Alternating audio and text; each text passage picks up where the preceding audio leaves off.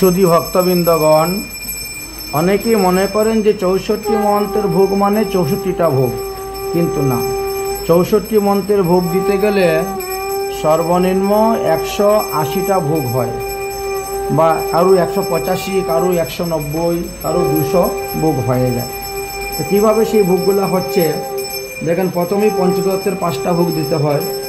গৌরাঙ্গ মহাপ্রভু, শ্রীমদ গৌরাঙ্গ মহাপ্রভু একটা হলো, 2 নম্বর নিত্যানন্দ প্রভু, 3 নম্বর শ্রী অদ্বৈত প্রভু, 4 নম্বর গদাধর পণ্ডিত, আর 5 নম্বর শ্রীবাস পণ্ডিত। পঞ্চতত্ত্বের ভোগের পূর্বমুখ স্থানে দিতে হয়। তারপরে হলো শ্রীকৃষ্ণের ভোগ একটা, 6 নম্বর, 7 নম্বরে হলো রাধারানীর ভোগ। পঞ্চতত্ত্বের দক্ষিণে গুরুবর্গ, ভারতীবর্গ এবং পিতৃবর্গের আসন দিতে হয়, অর্থাৎ গিরিপুরী ভারতী যে তাদের আসন দিতে হয়। পঞ্চতত্ত্বের দক্ষিণে উত্তরমুখী হইবে আসন, গুরুবর্গের আসন। যেমন মনে করেন মাধবেন্দ্রপুরীর আসন, ঈশ্বরপুরীর আসন, পরমানন্দপুরীর আসন, বিষ্ণুপুরীর আসন, রঘুনাথপুরীর আসন, কৃষ্ণানন্দপুরীর আসন, নৃসিংহানন্দপুরীর আসন, সুখানন্দপুরীর আসন, অনন্তপুরীর আসন ও রামচন্দ্রপুরীর আসন।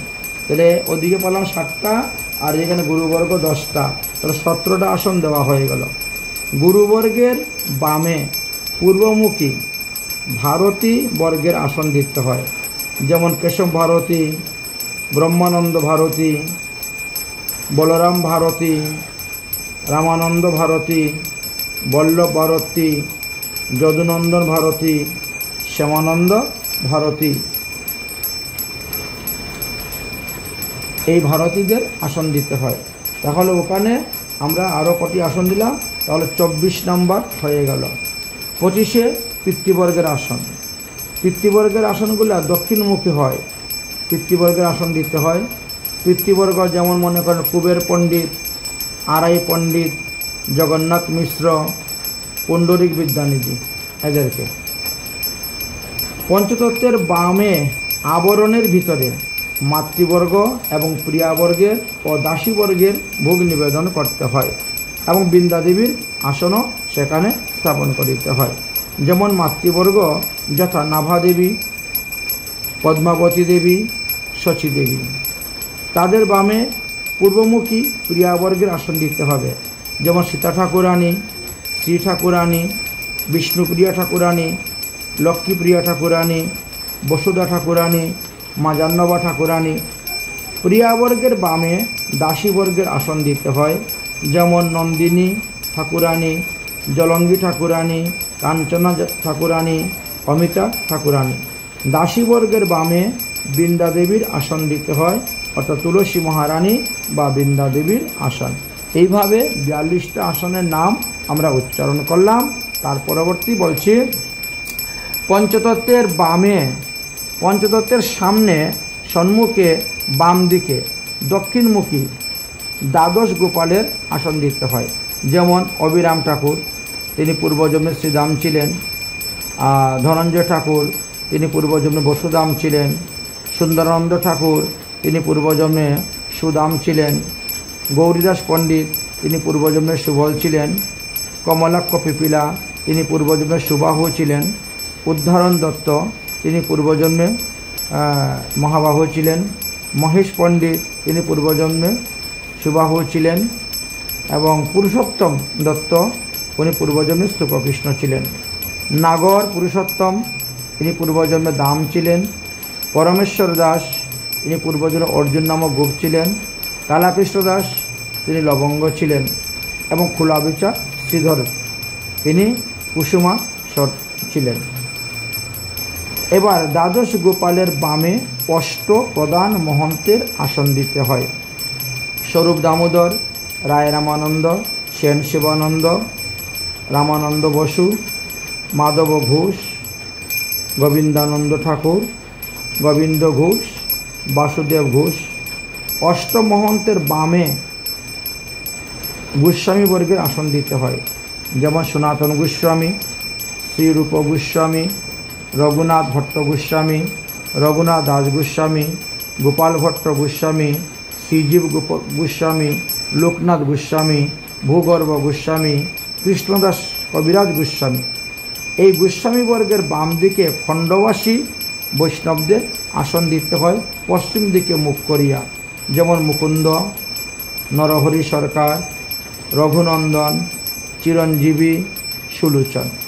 খণ্ডবাসীদের বামে পৃথকভাবে নামাচার্য হরিদাসের একটা আলাদা আসন দিতে হয়, যাকে আমরা যবন হরিদাস বলি। তিনি নামাচার্য হরিদাস, তাকে একটা আলাদা আসন দিতে হয়।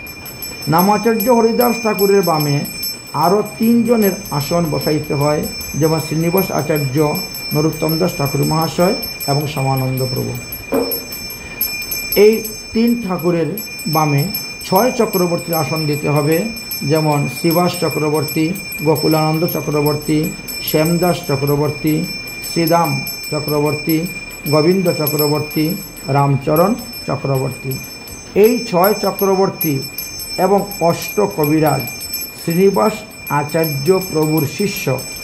6 চক্রবর্তীর বামে এই জন্য 8 কবিরাজের আসন দিতে হয়, যেমন রামচন্দ্র কবিরাজ, গোবিন্দ কবিরাজ, কর্ণফুল কবিরাজ, নৃসিংহ কবিরাজ, ভগবান কবিরাজ, বল্লভীকান্ত কবিরাজ, গোকুল কবিরাজ, গোপীরমন কবিরাজ।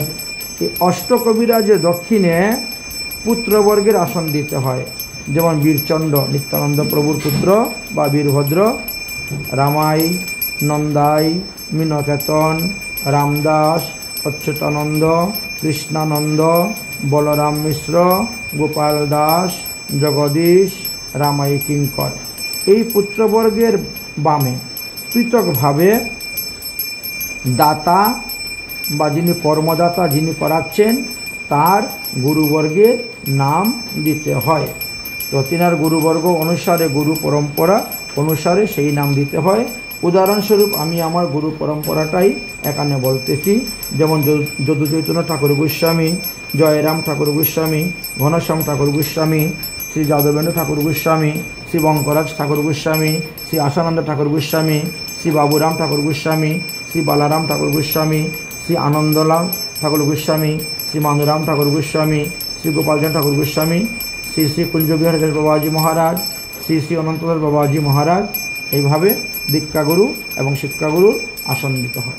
পঞ্চতত্ত্বের সম্মুখে সকলের মধ্যভাগে উত্তর এবং দক্ষিণ মুখে বাকি 64 মহন্তের ভোগ সাজাইতে হয়। তো প্রথমেই স্বরূপ দামোদর গোস্বামীর পার্শ্বদ যে 8 জন আছে তাদেরকে দিতে হবে, কারণ স্বরূপ দামোদর হলেন ললিতা সখী। তাই ললিতা সখীর যুথের যারা ছিলেন তাদেরকে প্রথমে আসনে বসাইতে হয়, যেমন চন্দ্রশেখর আচার্য, রত্নগর্ভ আচার্য, গোবিন্দ, গরুর, মুকুন্দ দত্ত, দামোদর পণ্ডিত, কৃষ্ণদাস ঠাকুর, কৃষ্ণানন্দ ঠাকুর। স্বরূপ দামোদর পার্শ্বদগণের পাশে দক্ষিণ মুখে রায় রামানন্দের পার্শ্বদ 8 জনের আসন দিতে হয়।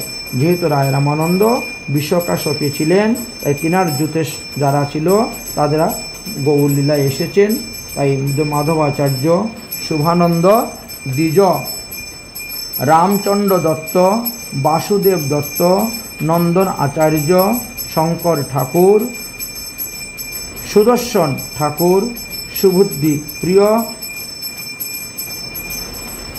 সুবুদ্ধি মিশ্র।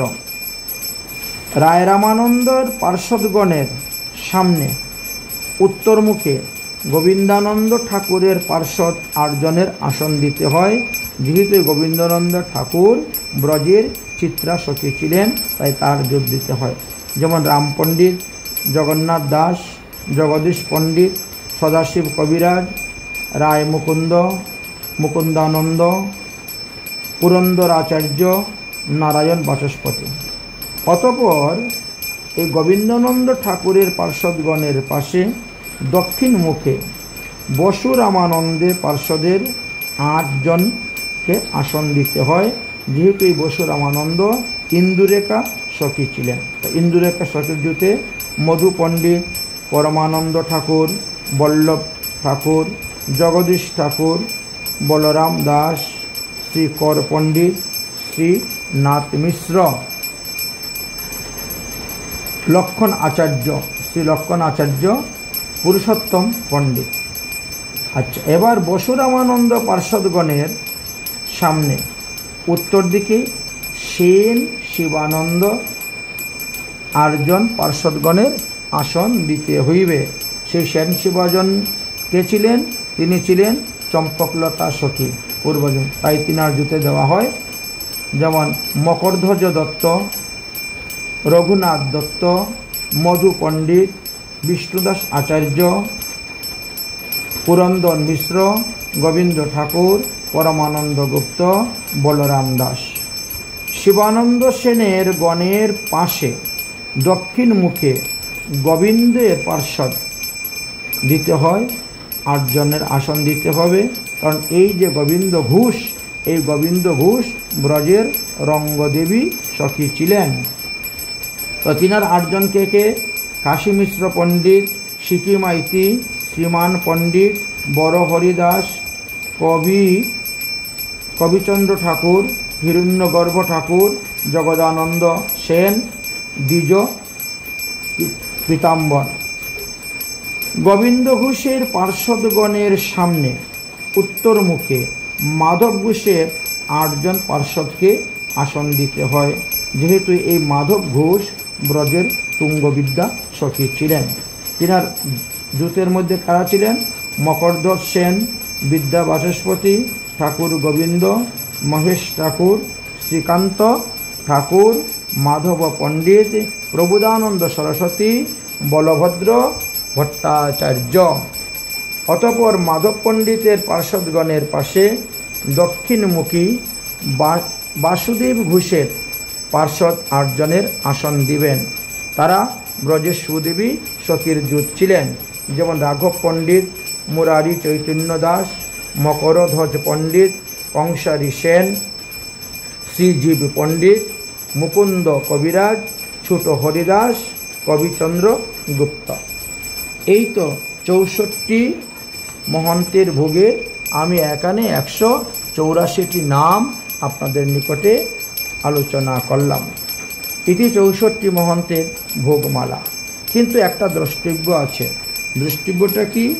মহাপ্রসাদ ভোজী, নিষ্ঠাবান এবং সদাচার পরায়ণ ব্রাহ্মণ বৈষ্ণব দ্বারাই এই 64 মহন্তের ভোগ অর্থাৎ এই 185টি ভোগ নিবেদন করতে হয়, ভোগ লাগাইতে হয়, ভোগ সাজাইতে হয়, ভোগ পরিবেশন করতে হয় বা ভোগ প্রসাদ রন্ধনাদি করাইতে হয়। অগ্রে পঞ্চতত্ত্বের পূজা উপহার সমর্পণ করিতে হইবে। তারপরে শ্রীকৃষ্ণের পূজা উপহার সমর্পণ করিতে হইবে। সেই প্রসাদী দ্রব্য দ্বারা শ্রী গুরুবর্গ, মঞ্জুরিবর্গ, গুরুস্থানীয় পার্ষদগণের পূজা করিয়া ভোগ লাগাইতে হইবে। তারপর নিতাই গৌর সীতানাথের স্বীয় স্বীয় মন্ত্রে ভোগ লাগাইয়া সেই প্রসাদী দ্রব্য দ্বারা গদাধর পণ্ডিত এবং অন্যান্য ভক্তগণের পূজা এবং ভোগ নিবেদন করিতে হয়। একটি আসনের সহিত আরেকটি আসন স্পর্শ হইবে না, একটি মালার সঙ্গে আরেকটি মালা স্পর্শ হইবে না, একটি ভোগের সঙ্গে আরেকটি ভোগ স্পর্শ হইবে না, একজনের ফটোর সঙ্গে আরেকজনের ফটো সংযোগ হইবে না, সব কিছু দূরে দূরে থাকবে। মহাপ্রভুর প্রসাদী মালা, মহাপ্রভুর প্রসাদী চন্দন এবং মহাপ্রভুর প্রসাদী তাম্বুলাদি গৌর ভক্তগণকে অর্পণ করিবেন। ভোগ অন্তে আরতি হইবে, জয়ধ্বনি হইবে, ভক্তগণ ভোগ দর্শন করবেন, ভোগ বন্দনা করা হইবে, অতঃপর প্রসাদ বিতরণ করা হইবে। এই হল এই ভোগ নিবেদনের বিধি। 64 মহান্ত কিভাবে ভোগ নিবেদন করতে হয়, 64 মহন্তের কিভাবে ভোগ লাগাইতে হয়, কার কার নামে ভোগ লাগাইতে হয়, কতগুলা ভোগ লাগাইতে হয় ইত্যাদি আমরা সংক্ষেপে আলোচনা করলাম। রাধে রাধে, নিতাই গৌর হরি बोल। 64 মহান্তের ভোগমালা কি জয়, আপন আপন গুরু গোবিন্দ কি জয়, আজকের আনন্দ কি জয়। জয় জয় শ্রী রাধে শ্যাম। হরে কৃষ্ণ